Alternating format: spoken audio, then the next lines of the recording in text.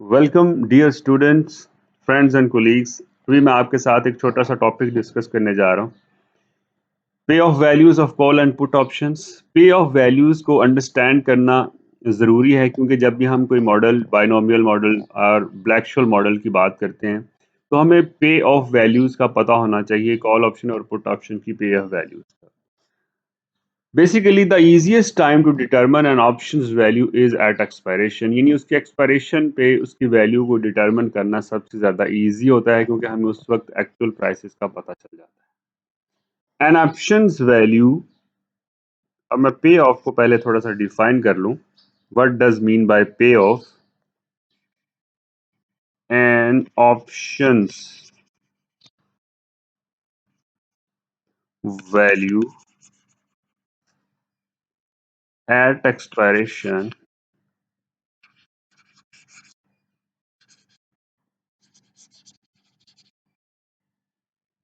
is called its payoff, is called its payoff। यानी option की जो वैल्यू एक्सपायरेशन पे है उसको हम पे ऑफ बोल रहे हैं। अब इसके लिए कुछ नोटेशंस यूज होती हैं। लाइक नोटेशंस में हमारे पास जैसे कि एस नॉट,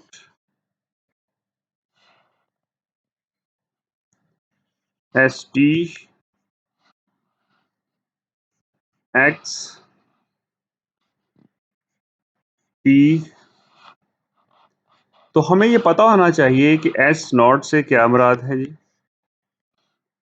एस टी का क्या मतलब होगा, एक्स हम किस लिए यूज कर रहे हैं, टी क्यों यूज हो रहा है, इसका क्या मतलब होगा। तो इन सारी चीजों को वन बाय वन डिस्कस कर लेते हैं। एस नॉट जब भी यूज होगा तो इसका मतलब होगा जी प्राइस,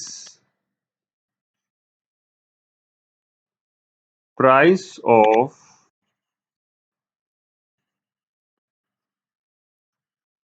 अंडरलाइंग एसेट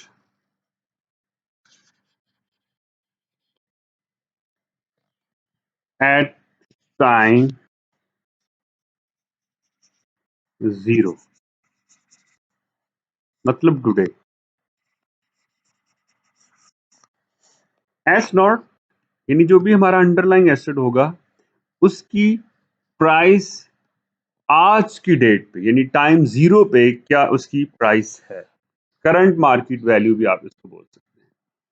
और इसी तरह अगर हम एस टी की बात करें, price of underlying asset eight expiration, मतलब एक्सपायरेशन पे जो उसकी वैल्यू होगी अंडरलाइंग एसेट की उसको हम एस टी से शो करेंगे। एक्स का मतलब यहां पर लिया जाएगा जी एक्सरसाइज प्राइस। एक्सरसाइज प्राइस को सम टाइम हम ई से भी शो कर रहे होते हैं। टी का मतलब होगा time to expiration, time to expiration. अब यहाँ पर समटाइम्स टाइम टू एक्सपायरेशन जो है इन डेज में अवेलेबल होता है, मतलब कहा जा रहा है कि आपके पास ऑप्शन का जो टाइम है 110 डेज है।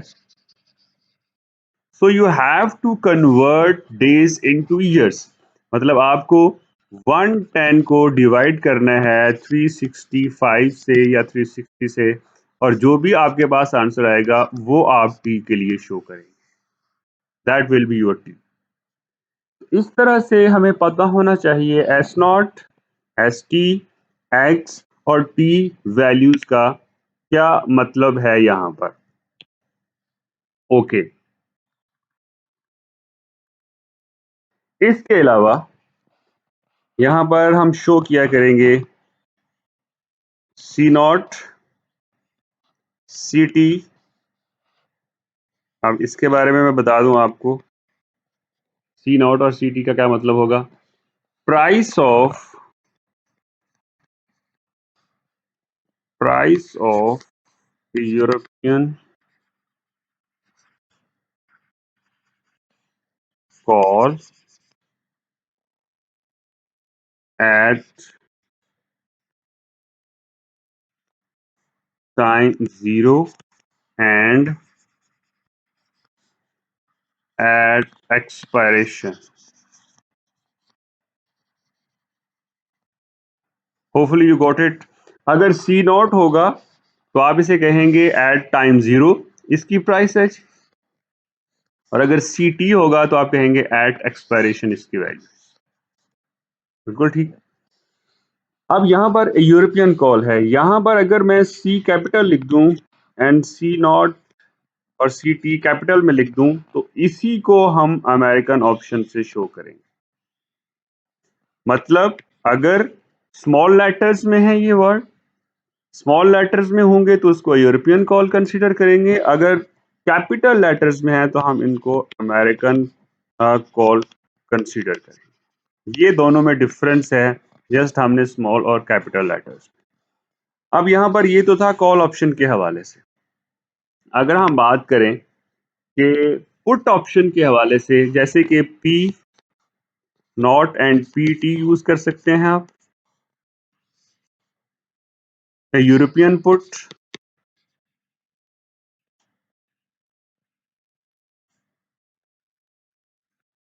and if P is capital, PT American put.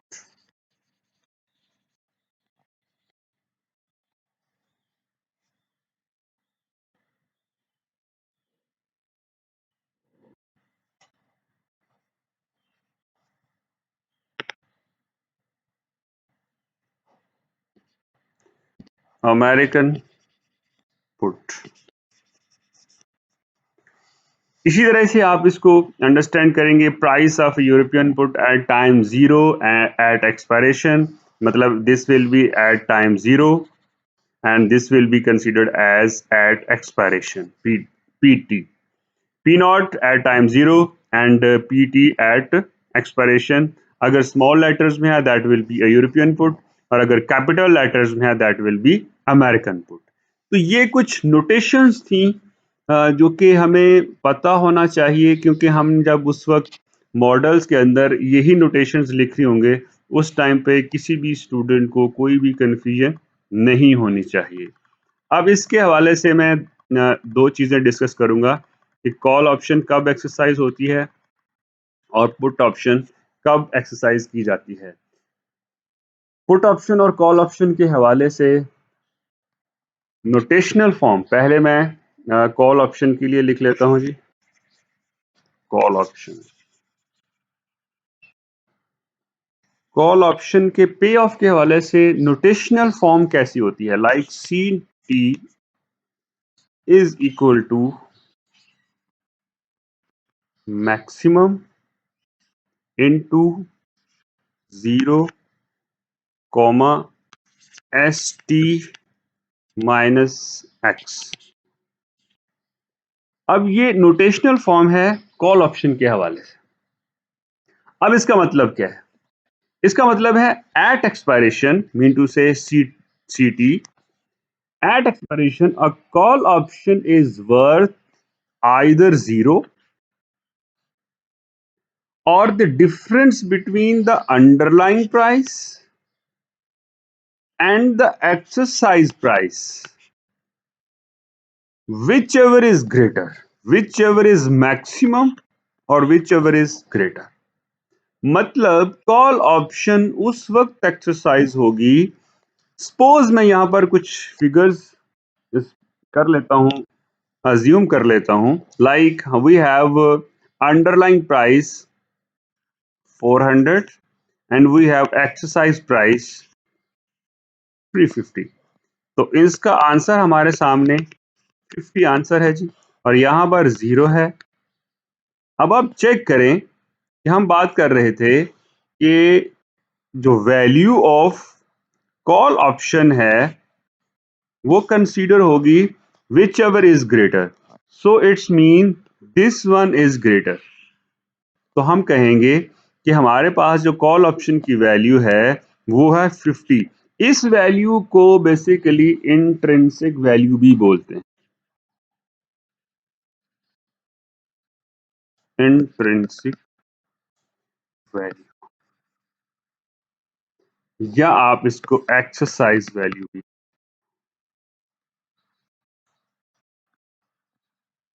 Right. अब यहां पर इसको समझ लें ध्यान से कि इन दोनों का डिफरेंस या zero, which ever is greater, हम उसको कहेंगे कि ये हमारे पास कॉल ऑप्शन की वैल्यू है। अब अगर तो यहां पर सपोज करते हैं कि हमारे पास जो एस टी है वो 400 है और हमारे पास जो एक्सरसाइज प्राइस थी वो 450 थी, इसका मतलब ये हुआ कि हमारे पास 50 नेगेटिव आंसर आएगा और यहां पर जीरो है। तो अब कौन सा ग्रेटर है? डेफिनेटली जीरो इज ग्रेटर, तो हम कहेंगे कि जीरो को अडॉप्ट करेंगे। अब जीरो को अडॉप्ट करने का मतलब क्या है?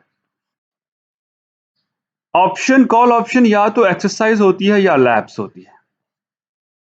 अगर तो हमारे सामने ये सिचुएशन है, जीरो एस टी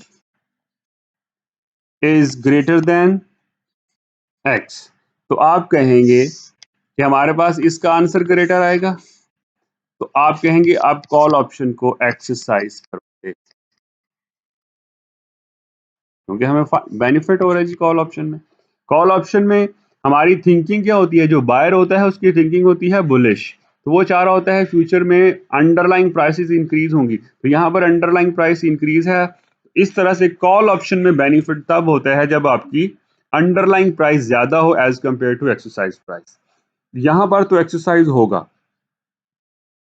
लेकिन अगर दूसरी सिचुएशन में देखें, एक तरफ हमारे पास जीरो है, दूसरी तरफ हमारे पास अगर underlying price is less than exercise price, तो हमारे पास क्या होगा? हम अपनी ऑप्शन को एक्सरसाइज नहीं करेंगे, इसको हम बोलेंगे लैप्स। और क्योंकि इस वक्त जीरो ग्रेटर है, यहां पर आंसर नेगेटिव आएगा और यहां पर जीरो इज ग्रेटर, तो जब जीरो को हम ऑप्ट कर रहे होते हैं, हम इसको ऑप्ट कर रहे हैं और इसको रिजेक्ट कर रहे हैं। यहां पर हम इसको ऑप्ट कर रहे थे और इसको रिजेक्ट कर रहे थे। यहां पर जीरो को ऑप्ट करने का मतलब है लैप्स,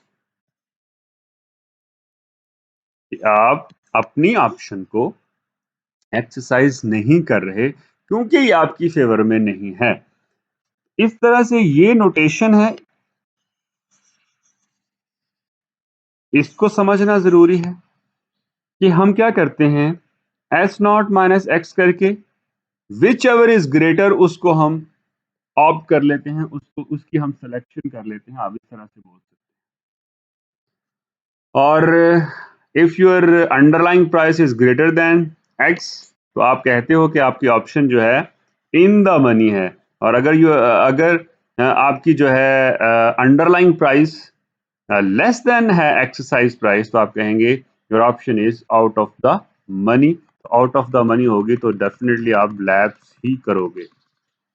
अब हम बात कर लेते हैं पुट ऑप्शन के हवाले से, रिगार्डिंग पुट ऑप्शन।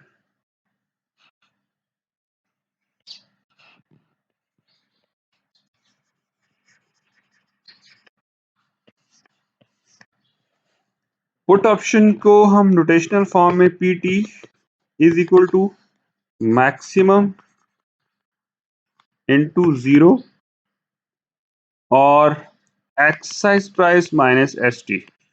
आपको याद होगा कि मैंने जब कॉन्सेप्ट ऑफ मनीनेस की वीडियो बनाई थी, तो उसमें मैंने एक चीज़ हाईलाइट की थी कि हम क्या करते हैं, पुट ऑप्शन में हम एक्सरसाइज प्राइस को पहले लिखते हैं और अंडरलाइंग प्राइस को बाद में लिखते हैं, क्योंकि हमारा टारगेट एक्सरसाइज प्राइस होता है।